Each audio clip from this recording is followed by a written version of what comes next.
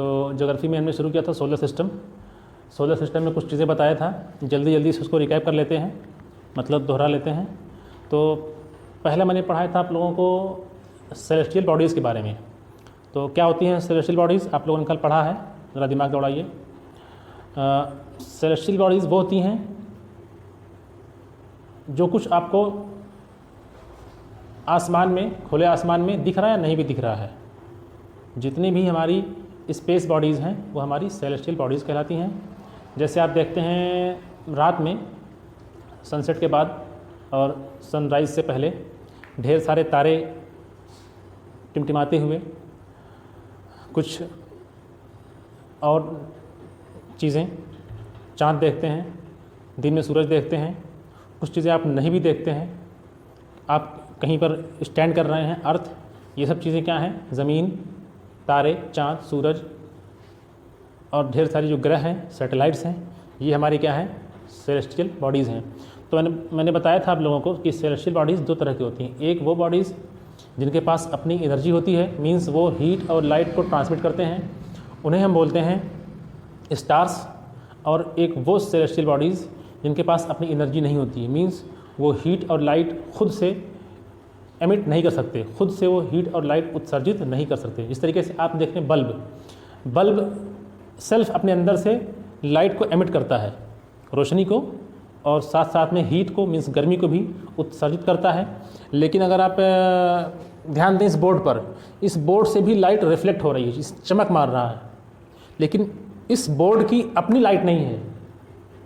या अगर आप बोर्ड से रिफ्लेक्ट हो रही लाइट को नहीं देख पा रहे हैं तो आप किसी ग्लास पर, मीन्स शीशे पर आप लाइट जलाइए और वहाँ से रिफ्लेक्शन आपको क्लियरली देखिए, तो क्या शीशे की अपनी रोशनी है जो शीशे के अंदर से आ रही है? नहीं। सेम इसी प्रकार से कुछ ऑब्जेक्ट ऐसे हैं, कुछ सेलेस्टियल बॉडीज़ ऐसी हैं जिनकी अपनी हीट होती है, अपनी लाइट होती है, उन्हें हम स्टार्स बोलते हैं, और जिनकी अपनी हीट और लाइट नहीं होती उन्हें हम प्लैनेट बोलते हैं। तो स्टार सबसे जाना पहचाना स्टार्स आपका सन है, सबसे करीब का स्टार, सबसे जाना पहचाना स्टार वो आपका सन, सूरज का एक तरह का स्टार है, सूरज भी एक स्टार है। तो प्लैनेट के आप अगर समझना चाहते हैं तो सबसे जानी पहचानी प्लैनेट आपकी अर्थ है, जिस पर आप रहते हैं, उछलते कूदते हैं, खेलते हैं, है ना, इस पर सब्ज़ी बोते हैं, खाते हैं, तमाम चीज़ें। तो खैर सबसे जाना पहचाना आपका प्लैनेट वो आपका अर्थ है, और सबसे जाना पहचाना स्टार वो आपका सूरज है। ठीक इसी से जुड़ा एक और नाम है, वो है सैटेलाइट। सैटेलाइट जो हमारा चाँद है सैटेलाइट है। सैटेलाइट वो होता है जो किसी प्लैनेट के अराउंड बोले तो चारों तरफ एक कांस्टेंट स्पीड से एक फिक्स पाथ पर रिवोल्यूशन करता है। मैंने कल आप लोगों को बताया था रिवोल्यूशन क्या होता है। मींस एक ख़ास दूरी बना करके प्लैनेट के इर्द गिर्द रोटेट करे या ना करे, रिवॉल्व करे, राउंड मारे, उसको बोलेंगे हम लोग सैटेलाइट। तो चाँद हमारा क्या करता है, मून ये हमारे अर्थ के चारों तरफ एक फिक्स ऑर्बिट में रिवॉल्व भी करता है और अपने एक्सिस पर रोटेट भी करता है। मतलब कि अगर मैं कहूँ आपसे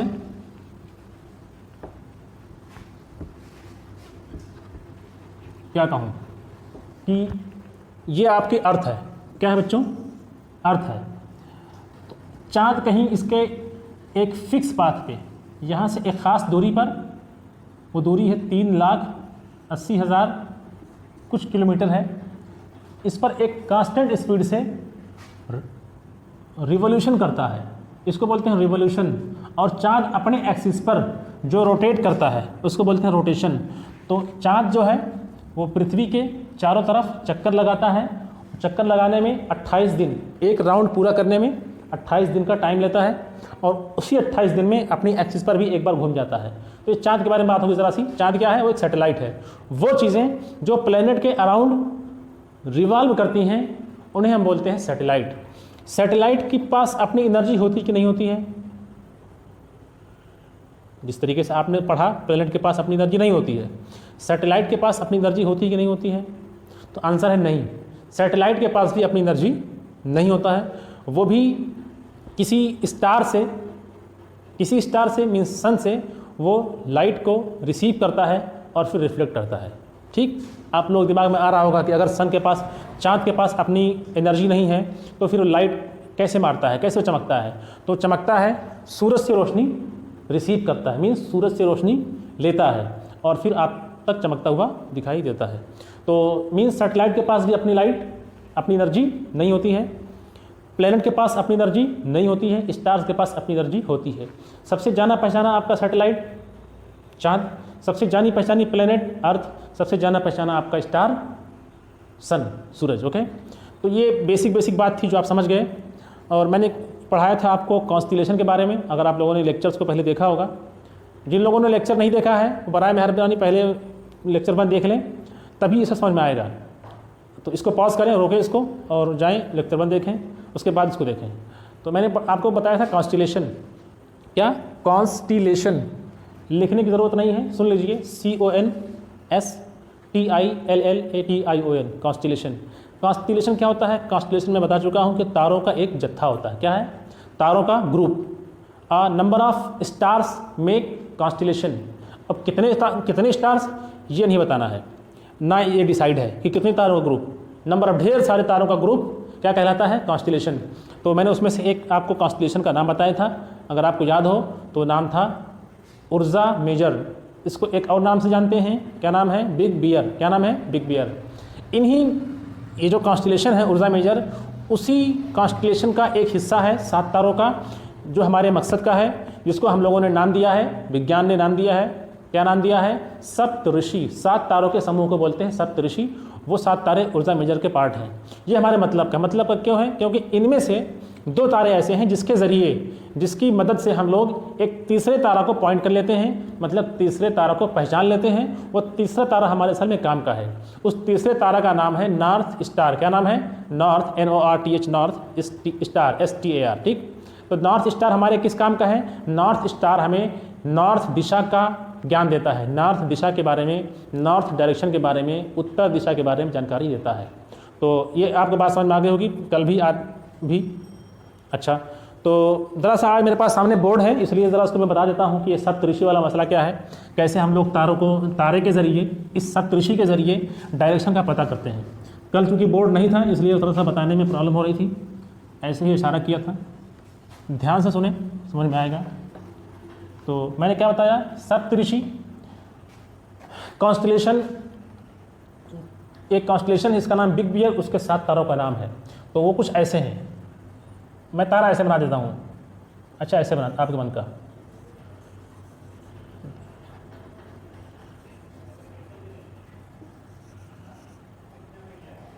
चार हो गए, चलो एक यहाँ कर देते हैं। ये 5 तारे हो गए।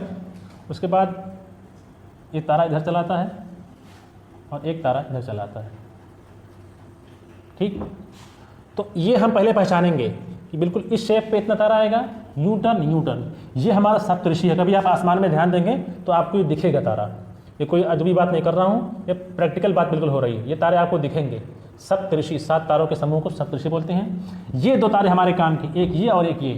कैसे काम के हैं? अब इन 2 तारों के सीध में, अब मैं इधर देखूंगा, इस डायरेक्शन में, इधर यहाँ अपनी आँख लगाऊंगा और इधर देखूंगा, तो इधर जो तारा मुझे मिलेगा, इसके सीध में जो तारा मिलेगा, इन 2 तारों के सीध में जो तारा मिलेगा, इसी का नाम है नॉर्थ स्टार। क्या? NS, नॉर्थ स्टार ये है। तो जिस डायरेक्शन में ये तारा रहेगा, मान लो मैं यहाँ खड़ा होकर देख रहा हूँ, ये तारा मुझे इस डायरेक्शन में मिल रहा है, तो ये दिशा नॉर्थ डायरेक्शन हुई, उत्तर दिशा हुई। अब जब मुझे उत्तर दिशा पता चल गई, ये उत्तर दिशा है, तो इसके उल्टे south, right, east, left, west. ठीक, तो मीन्स आपको डायरेक्शन मिलती है इन सप्तऋषि के ज़रिए। तो इसलिए मैंने पढ़ लिया था कॉन्स्टिलेशन। तो आपने कॉन्स्टिलेशन पढ़ लिया, सेलेस्टियल बॉडीज़ पढ़ लिया, और मैंने मून के बारे में बताया था कि मून जब फुल निकलता है, जिस रात को मून पूरा दिखाई देता है, उस वाली रात को हम लोग बोलते हैं फुल मून नाइट। क्या बोलते हैं? Full moon night. इसी को हिंदी में बोलते हैं पूर्णिमा, और हमारे हिंदू भाई कुछ इसको एक त्यौहार भी मनाते हैं, वो क्या है मुझे नहीं पता। दूसरी बात, जब जिस रात को चांद पूरी तरह दिखाई देता है, उसके अगली वाली रात को, वो 14वीं की रात होती है, जिसको अंग्रेजी में बोलते हैं fort night, FORT, fort NIGHT, fort night. क्या बोलते हैं? FORT, fort NIGHT। फोर्टनाइट, 14वीं की रात को बोलते हैं अंग्रेजी में फोर्टनाइट। तो फोर्टनाइट के अगली वाली रात को बोलते हैं new moon night.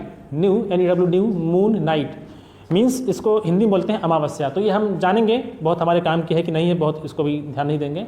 New moon night क्या है, फुल मून नाइट क्या है, ये सब शब्दों से हम वाकिफ़ रहेंगे, ठीक। और मैंने बताया था कि ऑर्बिट क्या होती है, ऑर्बिट और रिवोल्यूशन, रोटेशन, ढेर सारे मोशन के बारे में बताया था, straight motion, circular motion, projectile motion, revolutionary motion वगैरह वगैरह। हमारे काम के 2 थे, वो समझ लिया। तो ये एक बैकग्राउंड आपका तैयार है। अब इसी पर मैं बताऊंगा सोलर सिस्टम के बारे में। क्या बताएंगे हम लोग? सोलर सिस्टम के बारे में। तो आइए समझते हैं सोलर सिस्टम क्या है। सोलर सिस्टम क्या है ज़रा समझते हैं इसको। अगर किसी ने कुछ पढ़ा है तो अपना दिमाग दौड़ावे तब तक। सोलर से क्या मतलब है? सोलर से मतलब तो सन है। सिस्टम से क्या मतलब है? सिस्टम सिस्टम एक ऐसा शब्द है जिसको आप डिफाइन थोड़ा कर पाना मुश्किल होता है, लेकिन समझना ज़रूरी होता है। सिस्टम की परिभाषा, चलिए आप लोग को एक काम दे रहे हैं, सिस्टम की डेफिनेशन लिख करके हमें आप लोग व्हाट्सएप करेंगे। देखते हैं कौन अच्छी लिखता है डेफिनेशन सिस्टम की। अच्छा, तो अब हम पढ़ने जा रहे हैं सोलर सिस्टम। क्या पढ़ने जा रहे हैं बच्चों? Solar system. सोलर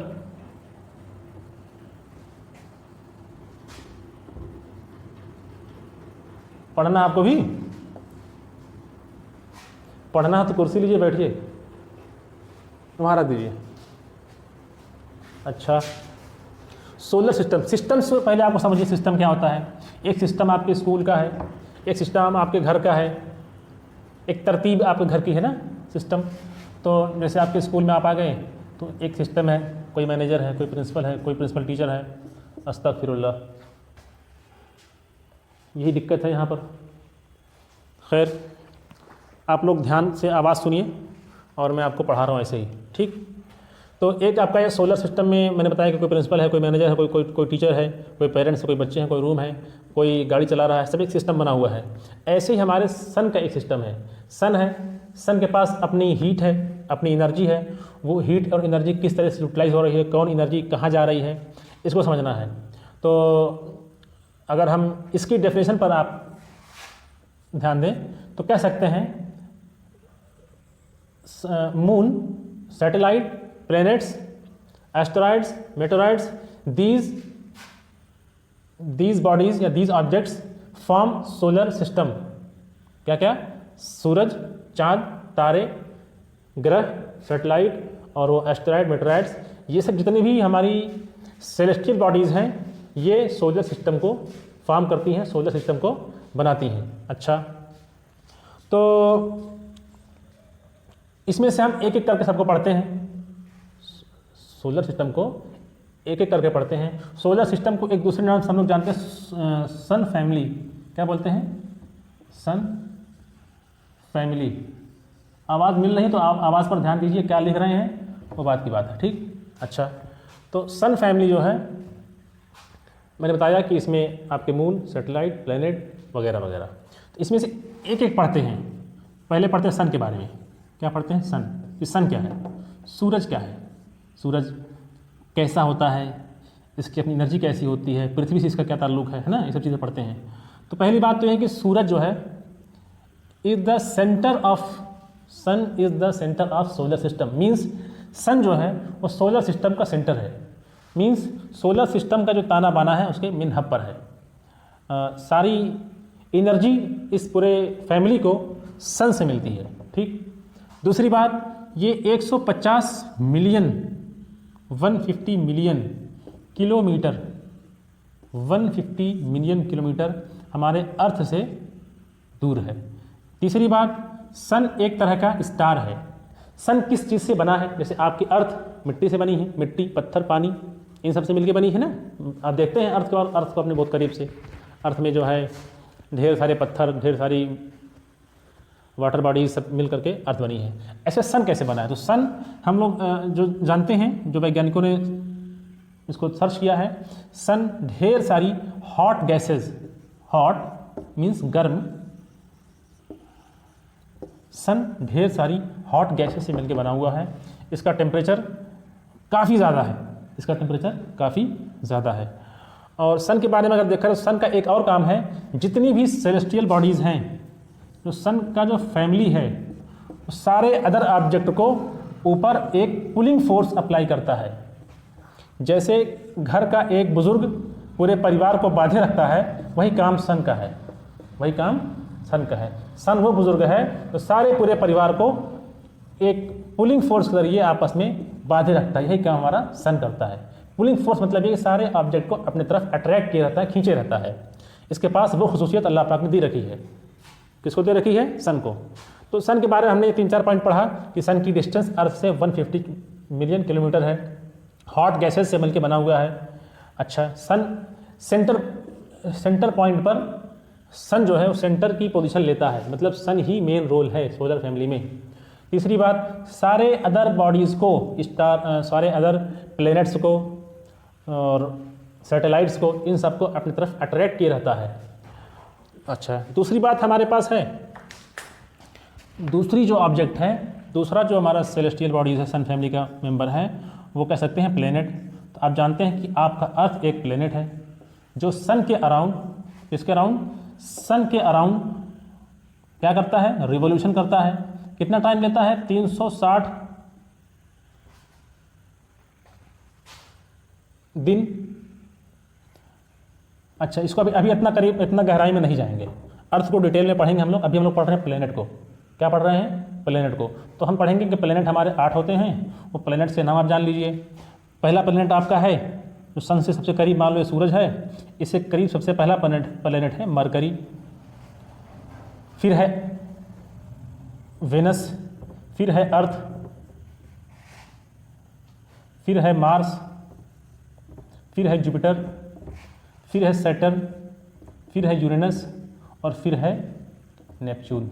ये आपके 8 प्लैनेट्स हैं जो सन से इस ऑर्डर में, सूरज से इस ऑर्डर में लगातार एक ख़ास पाथ पर एक फिक्स ऑर्बिट में रिवॉल्व करते हैं, मतलब सूरज के चारों तरफ चक्कर लगाते हैं। तो सबसे करीब वाला आपका मरकरी है, फिर कौन सा है? वेनस है, फिर कौन सा? अर्थ है। यानी कि अर्थ जो तीसरा है, अर्थ जो है, ज़मीन, पृथ्वी जो है, ये सूरज से तीसरी सबसे करीब की प्लेनेट है। सबसे करीब की प्लेनेट अर्थ हमारी सूरज से तीसरी सबसे करीब की प्लेनेट है। सबसे करीब तो मरकरी है, फिर वेनस है, फिर अर्थ है, ठीक। उसके बाद मार्स है, जुपिटर है और सैटर्न है, यूरेनस और क्या नाम है, नेपच्यून वगैरह है। तो ये आप याद रखेंगे। इसको याद रखने का एक तरीका है। तरीका ये है कि आप सबके नाम से जोड़ दीजिए। एक लाइन याद कर लीजिए, M for my, V for very, E for efficient, M for mother, J for Jupiter, Saturn, Uranus और नेपच्यून। इसको ऐसे कह सकते हैं, my very efficient mother just served us nuts. Nuts समझते हैं, खाने वाला अखरोट, नट्स। तो ये आप लाइन याद रखेंगे। इसके ज़रिए इसी सीक्वेंस में इसको आप याद रखेंगे कि हमारे पास 8 प्लैनेट्स हैं, वो सन से इस ऑर्डर में लगातार एक ख़ास ऑर्बिट में रिवोल्यूशन करते हैं, चक्कर लगाते हैं। अब सबका चक्कर लगाने का अपना अपना टाइम है, ठीक। कोई 360 दिन में, कोई 28 दिन में, कोई और ज़्यादा दिन में रिवॉल्व करते हैं। वो भी हम पढ़ेंगे, सबको अलग अलग पढ़ेंगे, ठीक है। इकट्ठा भी सब कंफ्यूज हो जाएंगे।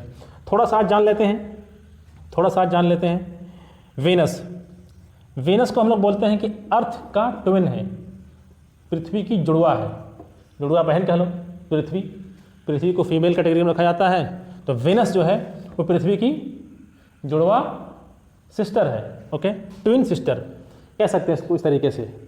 क्यों? क्योंकि इसकी साइज, इसका आकार और उसकी शेप और साइज, ठीक, पृथ्वी जैसा है, इसलिए इसको बोलते हैं इसका जुड़वा। और बाकी हम डिटेल में बाद में पढ़ेंगे। इतना पढ़ लिया प्लैनेट के बारे में, और इतनी जानकारी आपको पहले से पता है कि प्लैनेट के पास अपनी एनर्जी नहीं होती। इस बात को आप याद रखिएगा, प्लैनेट के पास अपनी एनर्जी नहीं होती। इसी आधार पर इसका नाम तो प्लैनेट पड़ा हुआ है। और जिसके पास अपनी एनर्जी होती है उसको बोलते हैं हम लोग, क्या बोलते हैं उसको स्टार बोलते हैं। सन आपका एक स्टार है और पृथ्वी आपकी प्लैनेट है। ये सब बातें आप याद रखिएगा, बार बार इसलिए बोल रहे हैं।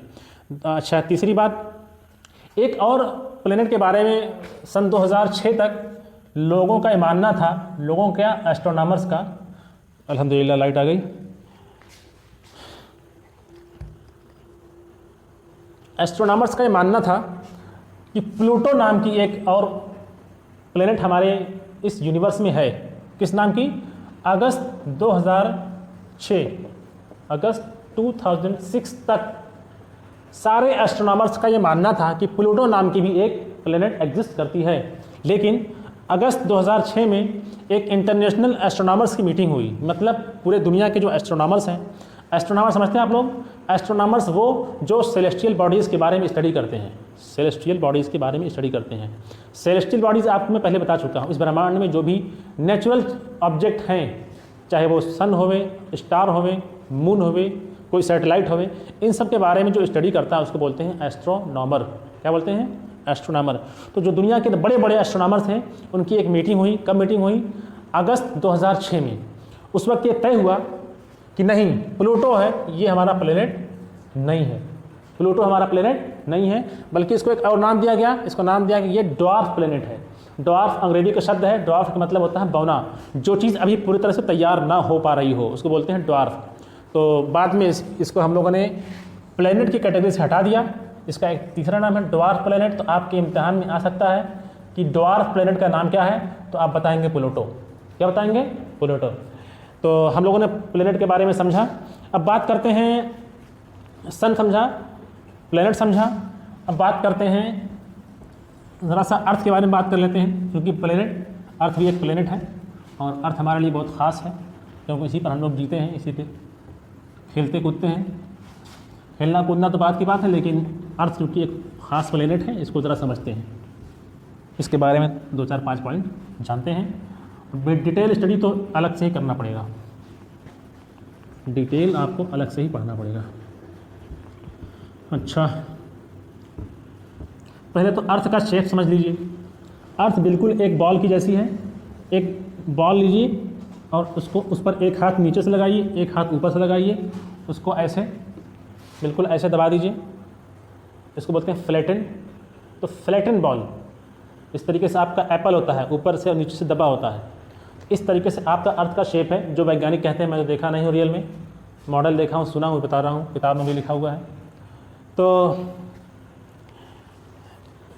ये इसके बारे में बताया भी, दोबारा सुन लीजिए कि सन से तीसरी नियरेस्ट प्लेनेट है और पांचवी सबसे बड़ी प्लेनेट हमारी अर्थ है। अर्थ का एक और नाम है, वो नाम है ब्लू प्लेनेट। ब्लू प्लेनेट इसलिए है क्योंकि अर्थ का 2/3 मतलब 2/3, कितना? 2/3। किसी चीज़ का 3 हिस्सा करो, उसका 2 हिस्सा, 2/3 हिस्सा पानी है, वाटर है, इसलिए इसका नाम है ब्लू प्लेनेट। अर्थ का तीसरा नाम है ब्लू प्लेनेट। अच्छा, वाहिद सिर्फ एक प्लेनेट आपके बीच में है, अर्थ, जिस पर जीवन यापन, लाइफ पॉसिबल है, ज़िंदगी मुमकिन है। क्यों मुमकिन है? क्योंकि इस पर जो ज़िंदा रहने के लिए ख़ास ज़रूरी चीज़ है वो पानी मीन्स वाटर, और आपके पास एयर, एयर में भी ऑक्सीजन, क्या? ऑक्सीजन, ये मौजूद है। इस खुसूसियत की वजह से, अर्थ की इस खासियत की वजह से इसको हम लोग यूनिक प्लेनेट भी बोलते हैं। क्या बोलते हैं? Unique planet. तो अर्थ के आपके 2 नाम और मिल गए, एक तो ब्लू प्लेनेट, इसके पीछे कारण क्या है कि 2/3 हिस्सा पानी है। दूसरा नाम यूनिक प्लेनेट, क्यों? क्योंकि इस पर जीवन यापन, ज़िंदगी, लाइफ पॉसिबल है। क्यों पॉसिबल है? क्योंकि इस पर वाटर और एयर पर्याप्त मात्रा में मौजूद है। तो अर्थ के बारे में ये 3-4 बातें हम लोग जान लिए। और अर्थ हो गया आपका, सन हो गया, प्लैनेट्स हो गए, कितने प्लैनेट्स हैं, ड्वार्फ प्लैनेट कौन है, ये सब बातें हो गई। अब हम बात करते हैं मून की। मून, मून चंद्रमा, चंदा मामा, चंद्रमा की चंदा मामा, चलो चंदा मामा ही सही। तो कितने लोगों को ऐसा लगता था कि चंदा वाकई में आपका मामा है? जिसको इसको लगता है वो अपने इस कन्फ्यूजन को दूर कर लें। चंदा मामा वामा नहीं है, चंदा एक सेलेस्टियल ऑब्जेक्ट है, सैटेलाइट है, ठीक है। चंदा मामा नहीं है, चंदा क्या है? सैटेलाइट है। सैटेलाइट क्या होता है?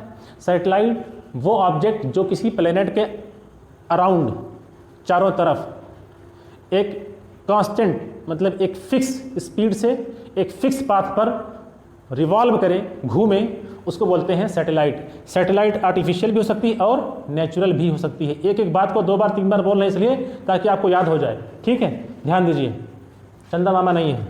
अब क्या पढ़ना है? चंदा मामा को मून यहाँ लिख दे रहे हैं, सैटेलाइट। अब आज के बाद से कोई मामा नहीं कहेगा इसको। चंदा मामा दूध पिला देते हैं, दूध भात क्या बोलते थे। खैर, मून, मून के बारे में अगर हम बात करें, एक बात तो ये बार बार बोल चुका हूँ, सैटेलाइट है ना, और इसकी डिस्टेंस हमारी अर्थ से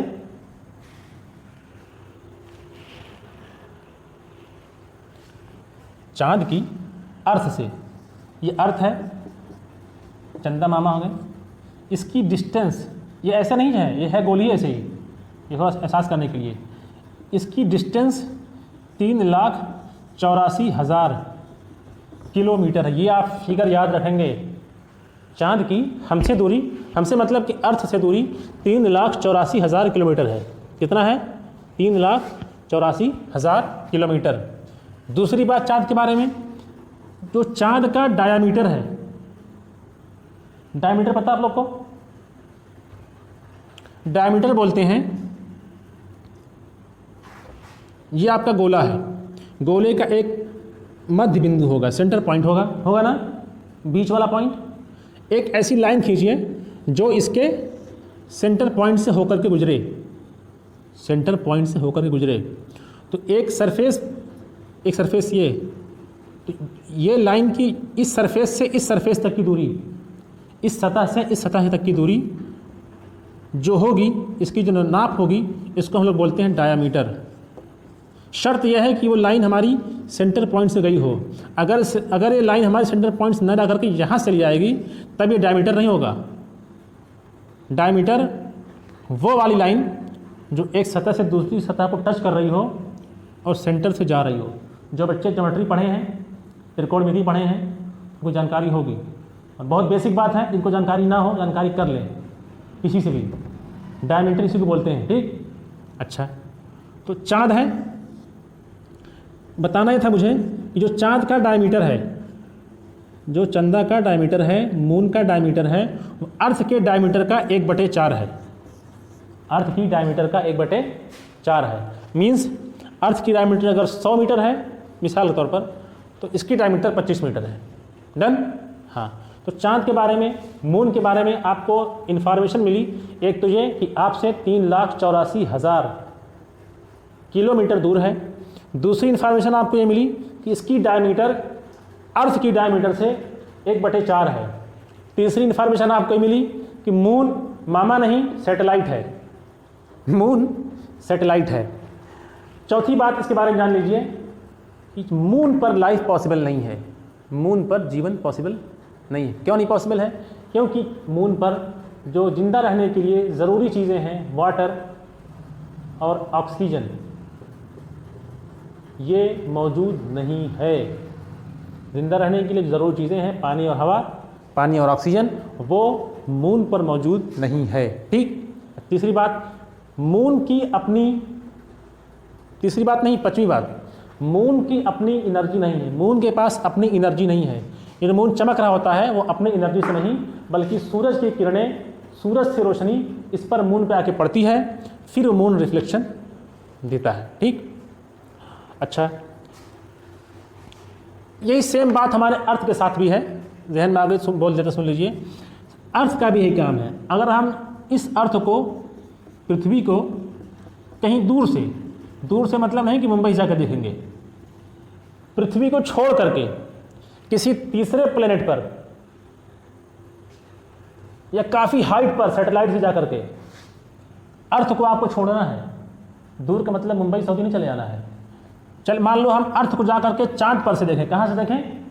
चांद पर जा करके अगर हम पृथ्वी को देखेंगे तो पृथ्वी भी हमारी चांद की तरह चमकती हुई दिखाई देगी। ठीक।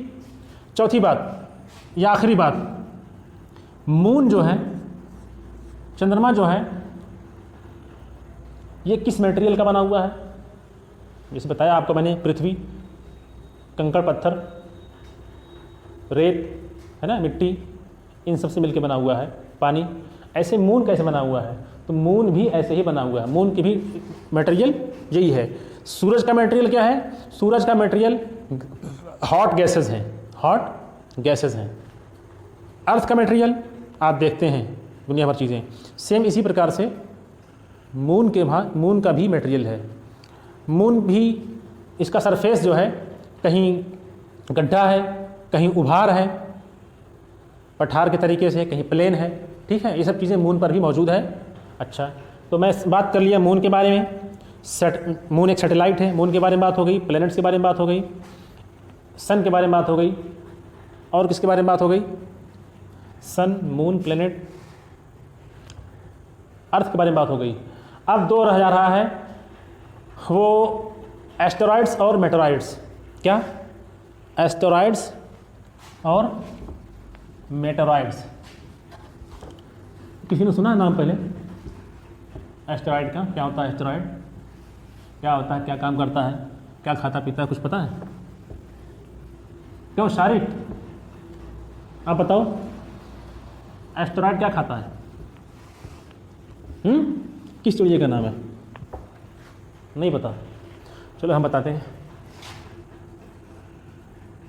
Asteroid, ROID। स्पेलिंग हमारा कुछ होगी, देख लीजिएगा, उतना इशू नहीं है। दूसरा क्या है? ROID, meteoroid. ठीक। वैज्ञानिकों का ऐसा मानना है, एस्ट्रोनॉमर्स का ऐसा मानना है, उनका ऐसा तहकीकात है कि एस्टेरॉइड्स भी प्लैनेट्स के पार्ट्स हैं। प्लैनेट्स के पार्ट्स हैं जो कभी बहुत पहले एक्सप्लोड हो गए थे, मतलब टूट गए थे, बिखर गए थे।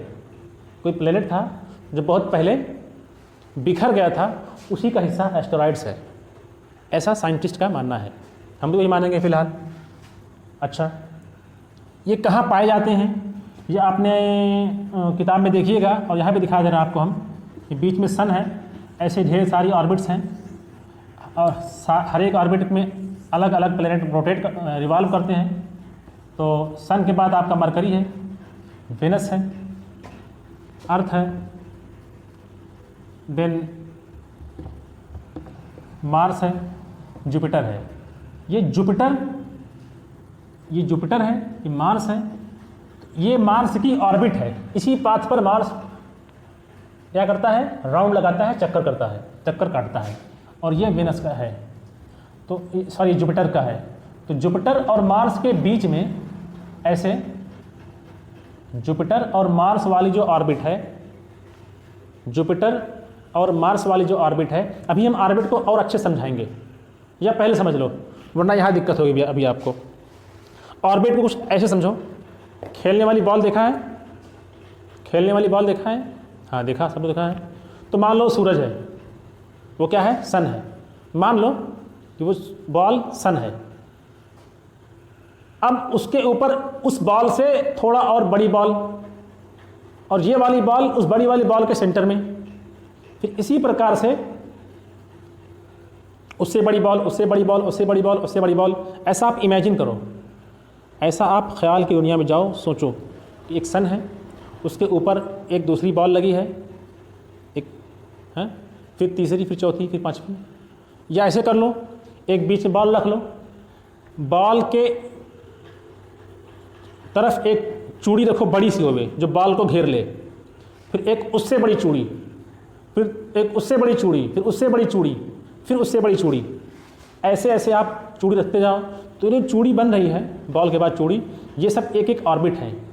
एक ऑर्बिट हमारी मरकरी की है, कोई वेनस की है, कोई अर्थ की है, कोई मार्स की है, कोई जुपिटर की है।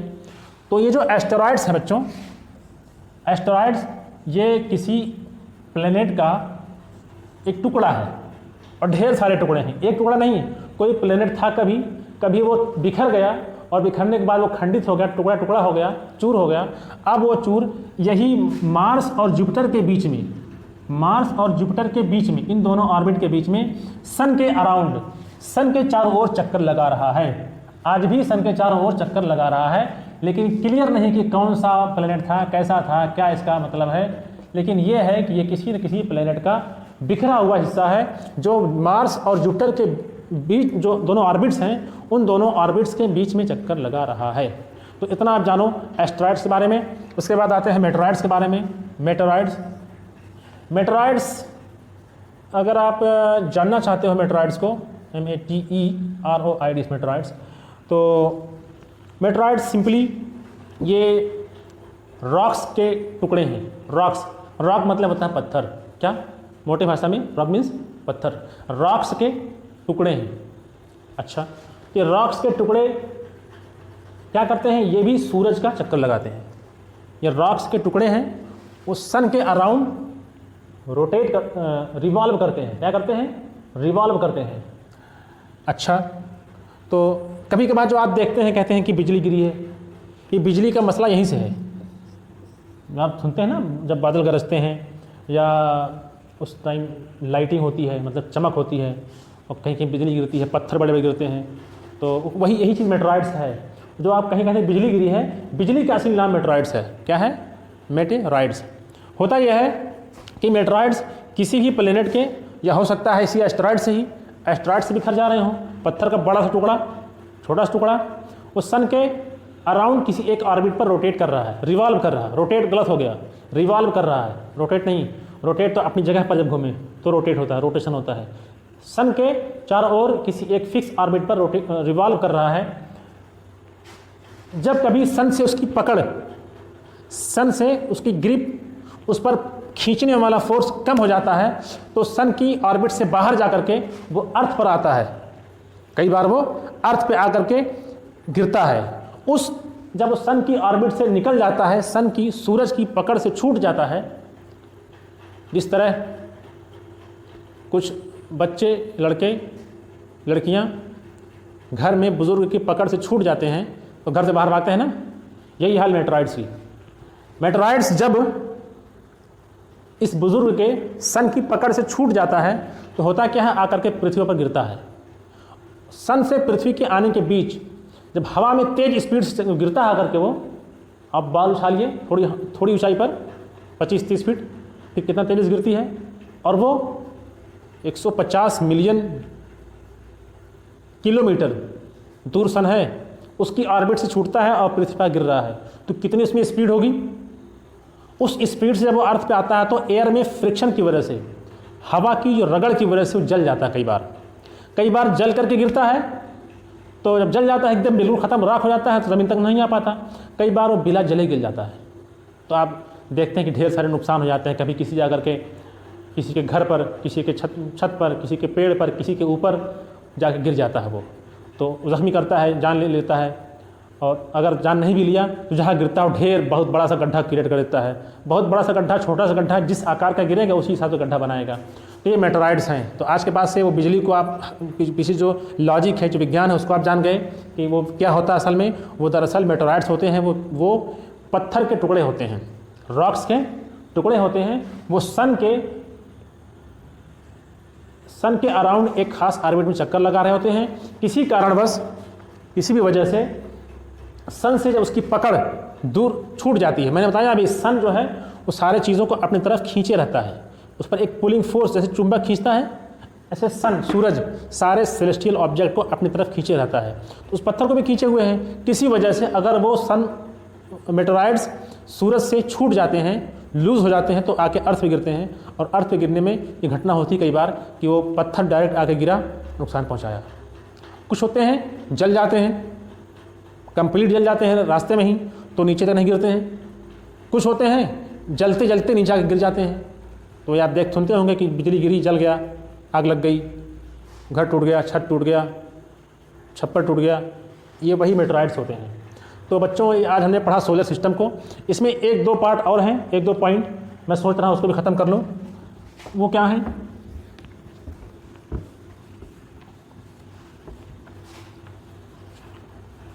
बताते हैं। आपने सुना होगा आकाश गंगा, किसी से बड़े बड़े बूढ़े से, बड़े बूढ़े को सुनाते हैं आजकल आप लोग को आकाश गंगा। दिन भर मोबाइल में कार्टून देखो, कहाँ सुनोगे आकाश गंगा। इसको अंग्रेजी में बोलते हैं मिल्की,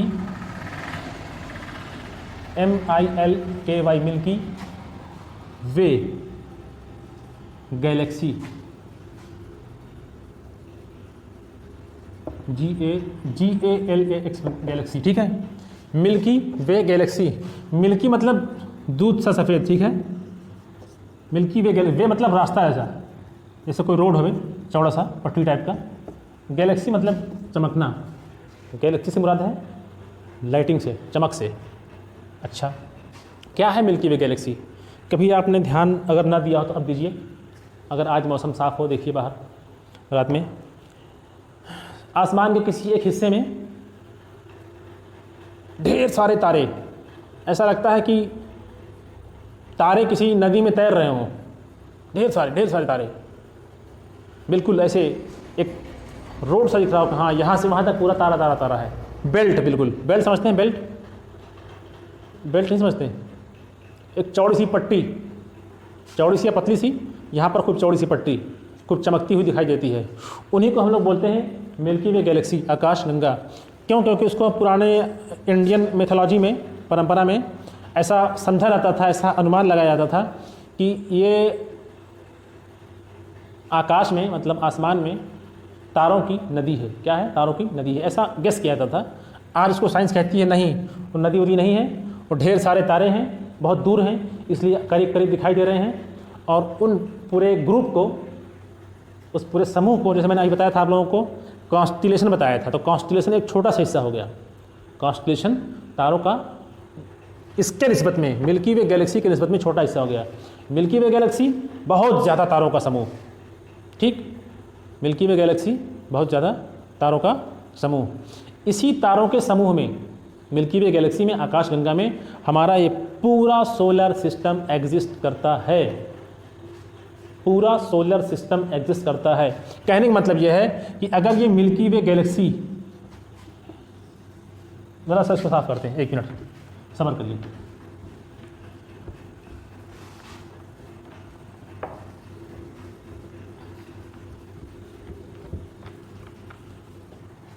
ये आपका मिल्की वे गैलेक्सी है। मैंने कहा बैंड, पट्टी, ऐसे आप देखेंगे आसमान में बिल्कुल इससे चौड़ा सा, कुछ दूर तक जा करके फिर बंद हो जाएगा, कहीं इधर आकर के ऐसे सिमट जाएगा। बना ही देते हैं आपके लिए यहाँ पर, तो ध्यान दीजिएगा, आसमान में दिखेगा आपको, ऐसे आकर के लगेगा यहाँ ख़त्म हो गया है, फिर यहाँ ऐसे आकर के कुछ ऐसे रहेगा। ये मिल्की वे गैलेक्सी, इसमें ढेर सारे आपको तारे दिख रहे हैं, बिल्कुल इसको कहते हैं ना किचबिज किचबिज, आपकी भाषा में बहुत ज़्यादा घने, तारा भी नहीं बन रहा सही सारे, ठीक। ढेर सारा तारे, ये मिल्की वे गैलेक्सी है। इसी में आपका एक ये सोलर सिस्टम है।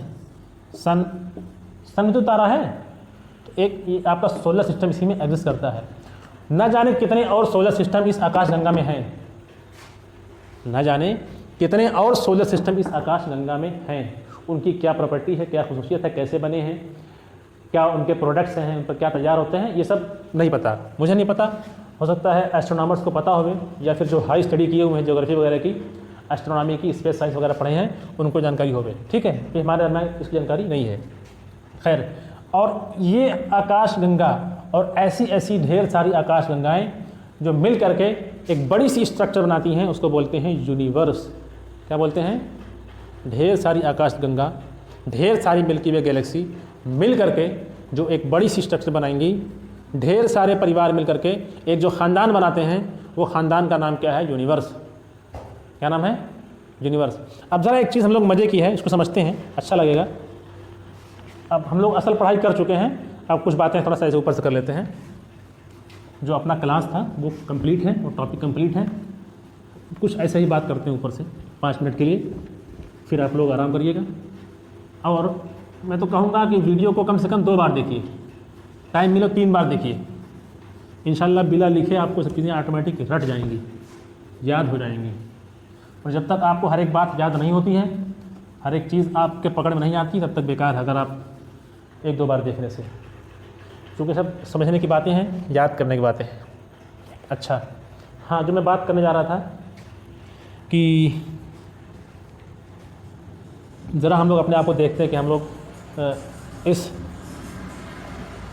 जो पहेली को लेकर के कई बार बचपन में परेशान होते थे कि कितनी बड़ी दुनिया, आसमान जहाँ ख़त्म हो रहा है उसके बाद क्या, आसमान कहाँ ख़त्म हो रहा है, ये सब दिमाग में क्वेश्चन आते नहीं आते हैं कि ये जो आसमान लग रहा है कि दुनिया का ख़त्म हो रही, पानी पानी है, फिर क्या होगा। इस तरह की बातें बचपन में दिमाग में आती हैं। उसका आंसर यहाँ लीजिए, उसका जवाब यहाँ लीजिए। देखो बच्चों, ये बहुत बड़ा एक स्पेस है जिसको हम बोलते हैं यूनिवर्स। क्या बोलते हैं? यूनिवर्स, ब्रह्मांड। क्या बोलते हैं? ब्रह्मांड। इसी ब्रह्मांड के अंदर, इसी ब्रह्मांड के अंदर मिल्की वे गैलेक्सी है। क्या है? मिल्की वे गैलेक्सी है, आकाशगंगा है। उसी आकाशगंगा के अंदर आपका सोलर सिस्टम है। क्या है? सोलर सिस्टम है, यूनिवर्स है। यूनिवर्स के अंदर मिल्की वे गैलेक्सी है, उसके अंदर सोलर सिस्टम है। सोलर सिस्टम के अंदर आपकी अर्थ है, और आपके अर्थ के अंदर आपका ये कॉन्टिनेंट है, एशिया कॉन्टिनेंट, और उस कॉन्टिनेंट के अंदर आपका देश है। देश के अंदर आपका राज्य उत्तर प्रदेश है, उसके अंदर आपका डिस्ट्रिक्ट संत कबीर नगर है, संत कबीर के नगर अंदर आपका ब्लॉक है, आपका गांव है, आपका घर है, कई छोटे साहब यहाँ खड़े हैं। तो जो आप यहाँ खड़े होकर के ये इतनी बड़ी इमेजिनेशन करना चाह रहे थे और कर नहीं पा रहे थे, आप अर्थ तक आकर के सोचते थे कि अर्थ के बाद क्या है। तो ये है खाका असल में।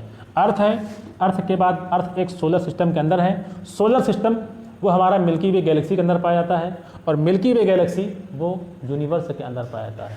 तो ब्रह्मांड ये है, यूनिवर्स ये है। ठीक है, अच्छा 1-2 बातें और थोड़ा सा हट करके सब्जेक्ट से फ़िलहाल ज़रा सा अपने अर्थ को रियलाइज़ करिए, और सन को रियलाइज़ करिए, डिस्टेंस को रियलाइज़ करिए। एक फैक्ट ये है जानकारी के लिए आपको, जो सन की रोशनी है, लाइट जो सूरज निकल रही है, वो 3 लाख, कितना? 3 लाख किलोमीटर प्रति सेकंड, 1 सेकंड में 3 लाख किलोमीटर डिस्टेंस तय कर पाती है। 1 सेकंड में कितना? 3 लाख किलोमीटर दूरी तय करती है क्या? लाइट। और सूरज से ज़मीन तक लाइट को आने में 8 मिनट का समय लगता है। कितना समय लगता है? 8 मिनट का समय लगता है। तो ये इतना दूरी समझिए कि इतना स्पीड से चलने के बाद भी 8 मिनट का टाइम लगता है। ये एक जीके की बात है, आप जानिए इसको। एक और इसी से जुड़ी बात, इंडिया के सबसे पहले जो है, जो एस्ट्रोनॉमर हैं वो नील आर्मस्ट्रॉन्ग, जो कि 21 जुलाई 1969 को सबसे पहले मून पर गए थे। सबसे पहले चांद पर 21 जुलाई 1969 को नील आर्मस्ट्रॉन्ग चांद पर गए थे। ये जानकारी आपके पास होनी चाहिए। और सैटेलाइट के बारे में आपने जो पढ़ा था कि सैटेलाइट 2 तरह की होती हैं, ह्यूमन मेड मतलब आर्टिफिशियल और नेचुरल। तो ह्यूमन मेड 1-2 सैटेलाइट का नाम जान लीजिए। एक है इनसैट और एक होता है IRS। ये भी आप जानकारी में रखिए। इनसैट सैटेलाइट और IRS ये आर्टिफिशियल सैटेलाइट हैं जो अर्थ के अबाउट रोटेट कराई जा रही हैं तमाम सारी इन्फॉर्मेशन इकट्ठा करने के लिए। ठीक, अच्छा 1-2 जानकारियाँ और।